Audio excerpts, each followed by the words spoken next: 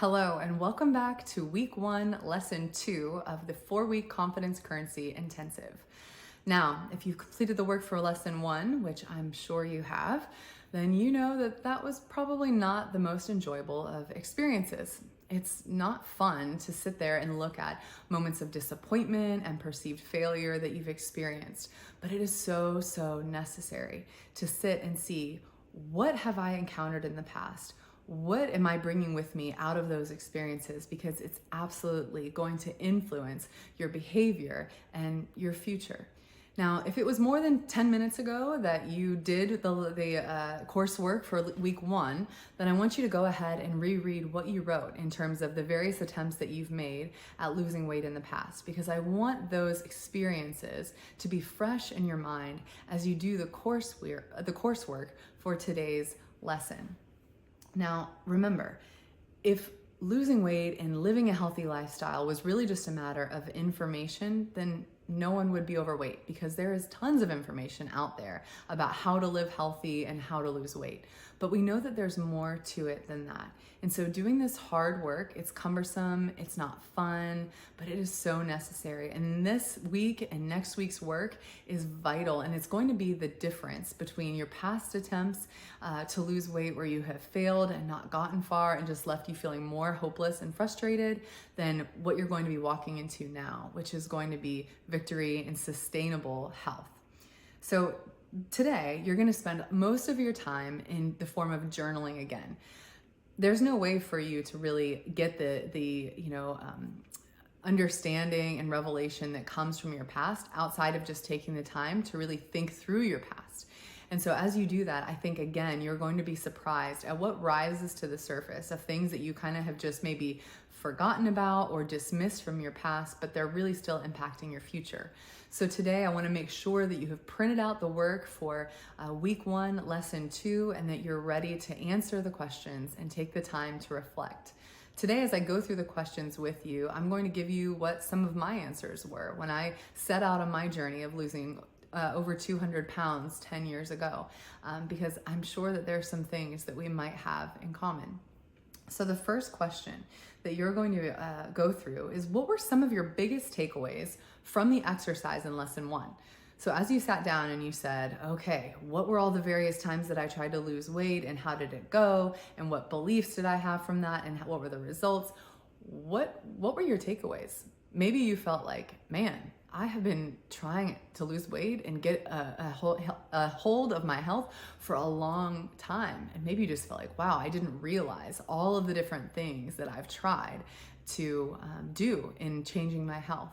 Or maybe you felt like, wow, man, this is like depressing because I have failed so many times. What were your takeaways from that? Question 2 is, what were some of the reoccurring labels and words that you noticed that came from those experiences? Maybe as you've looked through all those experiences, you said, I'm just like not self-disciplined at all. Or, wow, carbs really have a hold on me. Or, man, I saw that like every time I was derailed, it was because I had this kind of unplanned for experience in my life, and it just kind of totally derailed me. What were some of the labels or the reoccurring words that you saw come from your journaling of those various attempts? Next, how have those closest to you either offered their support or discouragement in your past attempts at healthy living? We are all surrounded by people, and people's words and opinions, they mean a lot to us, whether we want to admit it or not. And so as you've looked over your history, how have those around you really either encouraged you or discouraged you in your attempts at making a change? Maybe you have a super supportive, family, and they've been there and they've said, you're doing great. Hey, let's make these healthy changes with you. And they've encouraged you and supported you. Maybe that's been your experience and you felt like, I've totally let them down, and they probably just think I'm such a loser and I'm never going to be able to do this. Or maybe you had some not so encouraging people surrounding you who were kind of trying to pull you back into old habits, or point out the times that you've tried and failed, or why the plan that you're following doesn't make any sense. It is so important that you take the time to do these things, because really, weight loss, it's like a war. Man, it is filled with battles after battles and enemies and unforeseen, holes and just all of these things that you can fall in and trip up over. And if you were a general in an army and you were getting ready to go into a battle, you would want to know everything that is a factor in that battle, right? You would say, I'd want to know, like, what is the landscape that I'm facing, and who are my enemies, and what resources do they have? What resources do I have? You know, what's going on here? What's the history of the battle plan? And that's really what you're doing right now. You're taking the time to say, what it really is going on around me? Who are my allies? Where have I fallen before? What landscape, what belief patterns am I dealing with, so that you can actually walk in victory and in freedom in this area moving forward? Again, this is not fun work. This is not easy work, but it's so necessary, and it's going to set you up for success as you continue to move forward.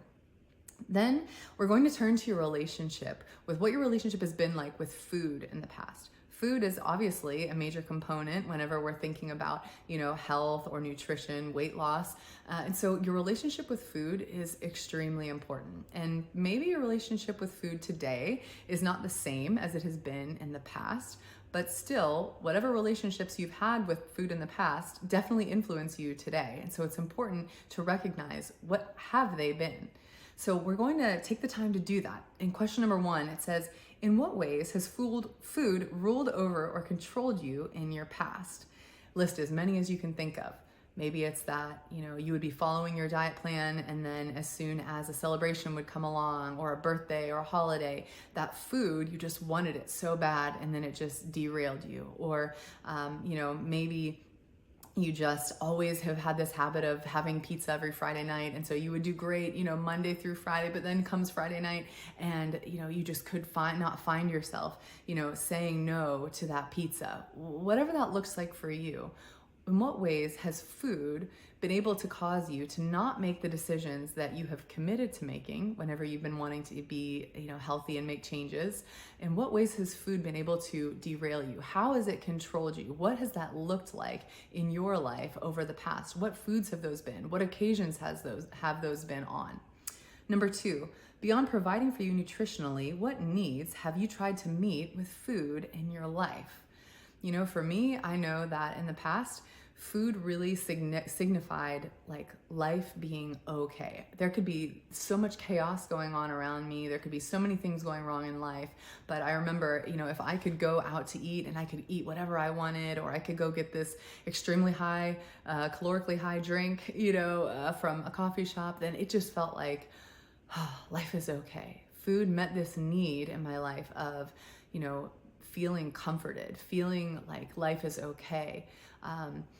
Maybe for you, it's like when you feel alone, or you feel angry, or you feel sad, you turn to food for that. Or maybe food meets the need of like celebration in your life. And so if you're doing anything fun with friends, or you've accomplished something, you look to food to be that mode through which you celebrate. Number 3, have you ever labeled some foods as bad and others as good, feeling that if you choose to eat or not eat them, that it would make you either be good or bad as well? So maybe it's that in the past you've said, you know what, carbs are bad. And, so if you ate carbs, you felt like, I am a bad person. Or if you abstained from carbs, you felt like, oh, I'm a really good person. Either way, not healthy. We'll talk more about that later. Or maybe it was processed food. You said processed foods are bad, fake sugars, cannot have those, and so if you ate them or did not eat them, it would kind of identify or shape your self-concept. What has your history with food been in terms of how you've labeled some foods as good and others as bad, and likewise yourself? Number 4, in looking at your history from the exercise in lesson 1, where you listed all of your attempts at losing weight, who would you say has been the boss of your nutritional choices, you or food? So obviously, in each of those attempts, you set out to decide that you were going to eat in a certain way, and maybe you ended up not following through.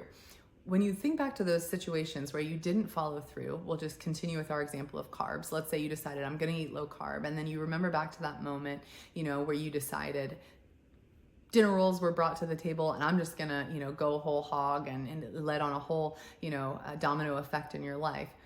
What was really in control there? Was it food?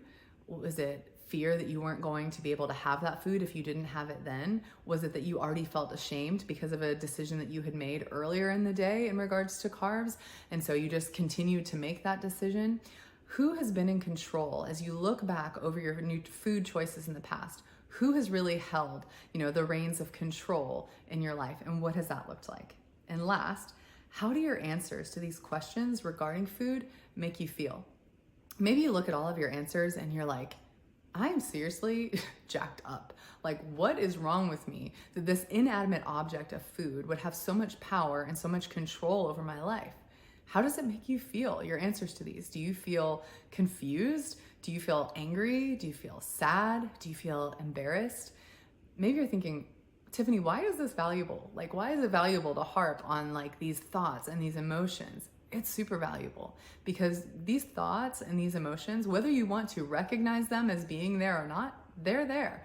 And these beliefs, whether you recognize them or not, they're there. And these beliefs are influencing your behaviors and your actions today.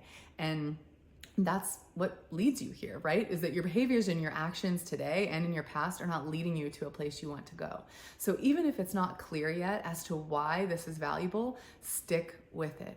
I promise this is going to really begin to make things become very clear as to why you're making the decisions that you're making, even when you don't want to, right? Because you've made decisions of, okay, I'm not going to eat this, we'll just say pizza. I'm not going to eat this pizza anymore. I'm not going to eat this pizza anymore. And you don't have it for so many days, but then all of a sudden you look and 3 months down the line, you're like, I've totally given up. I'm back to where I was before. There's a reason why that's happened. And you've got to look backwards. You've got to see what caused me to get to there and what beliefs have I now carried with me from those experiences so that those can be addressed, those can be fixed. So today, sit down, get cozy, and get ready to answer those questions. Answer them fully and thoroughly. Again, I know it's not pleasant or fun, but it is so, so valuable. And it's a key step that you're taking in order to lead you to a place of victory and to achieve those things with your health that you want and that you deserve.